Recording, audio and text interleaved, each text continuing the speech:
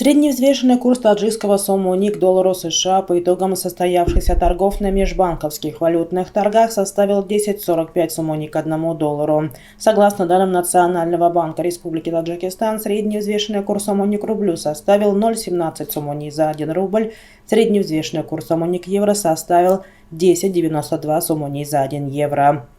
Средние курсы продажи наличной иностранной валюты в кредитных организациях Таджикистана составляют: $1 США от 10 до 10,15 сом-монey, 1 евро от 10,25 до 10,65 сом-монey, 1 российский рубль от 0,1765 до 0,1785 сом-монey. Цена на золото во вторник утром поднимается, удерживаясь выше $1810 за тройскую унцию на фоне инфляционных опасений на рынках. Рост доходности американских госбондов сдерживает динамику, об этом свидетельствуют данные торгов.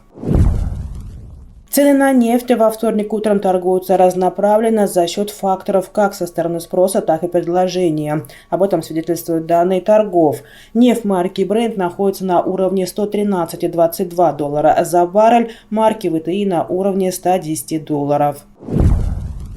Таджикистан и Швейцария подписали протокол о внесении поправок в Конвенцию между Республикой Таджикистан и Швейцарской Конфедерацией об избежании двойного налогообложения налогов от прибыли и инвестиций.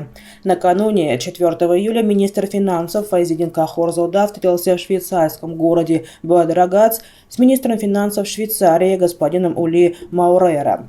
Встреча проходила в рамках участия главы Минфина Таджикистана Файзидина Кахорзода в ежегодных совещаниях группы электората МВФ, который проходит с 3 по 6 июля в швейцарском городе Бадрагац. На встрече был обсужден комплекс вопросов двухстороннего сотрудничества, реализация инвестиционных проектов, привлечение грантовых средств для реализации новых приоритетных инвестиционных проектов. В рамках встречи стороны подписали протокол о внесении поправок в Конвенцию между Республикой Таджикистан и Швейцарской Конфедерацией об избежании налогообложения налогов от прибыли и капитала.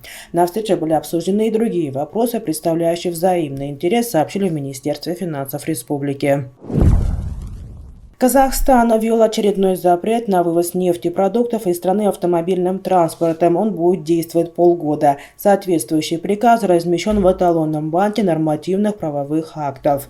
Ввести запрет сроком на 6 месяцев на вывоз с территории Республики Казахстан автомобильным транспортом бензинов, дизельного топлива и отдельных видов нефтепродуктов, говорится в тексте документа.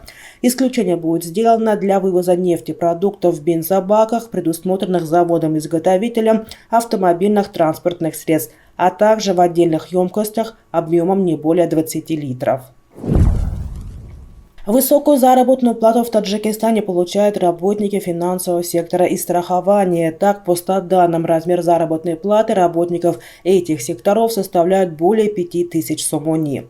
У работников сектора связи заработная плата сложилась в размере 3500 сом-монey, транспорта 2300 сом-монey. Самая низкая зарплата уже много лет у тружеников сельского лесного хозяйства, а также рыболовства 726 сом-монey. А это чуть больше от минимальной заработной платы, которая в Таджикистане с 1 июля составляет 600 сом-монey. До этого размер минимальной заработной платы составлял 400 сом-монey. Среднемесячная номинальная заработная плата в республике в апреле этого года сложилась в размере 1684 сом-монey. Премьер-министр Украины Денис Шмыгаль оценил план восстановления страны в $750 миллиардов.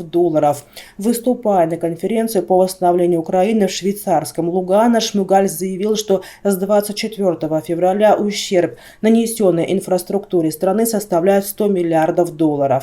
Глава правительства рассказал о трехэтапном плане восстановления, в котором нуждается Украина. Для реализации плана восстановления Украина нуждается в $750 миллиардах, заявил глава правительства. Глава Еврокомиссии Урсула фон дер Ляйен, выступая на конференции, анонсировала создание специальной платформы ЕС для восстановления экономики Украины.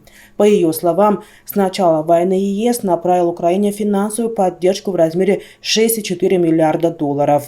Фон дер Ляйен подчеркнула, что помощь будет оказана в среднесрочной и долгосрочной перспективе. Конференция по восстановлению Украины завершится завтра.